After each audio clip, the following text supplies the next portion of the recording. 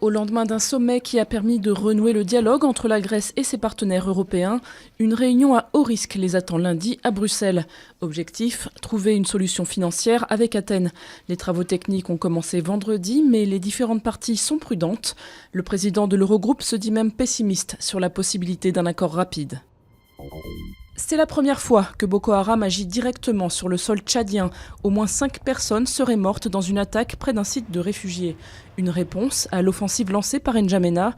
Ces troupes sont en effet engagées dans de violents combats contre le groupe islamiste au Nigeria, pays voisin du Tchad.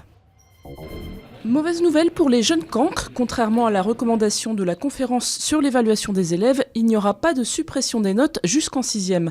D'autres préconisations sont attendues en avril sur ce sujet très polémique, avec d'un côté les partisans d'une notation ne décourageant pas les élèves, de l'autre ceux dénonçant une perte d'exigence.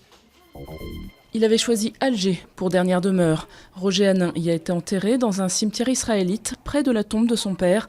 Un retour à la terre natale rarissime pour un pied noir. Seule une vingtaine de proches étaient présents pour rendre un dernier hommage à l'acteur, mort mercredi à l'âge de 89 ans.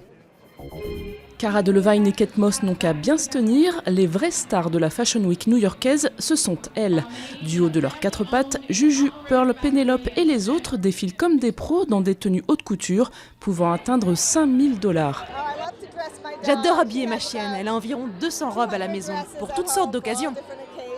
Une soirée kitsch pour la bonne cause, les fonds levés vont à des associations de défense des animaux.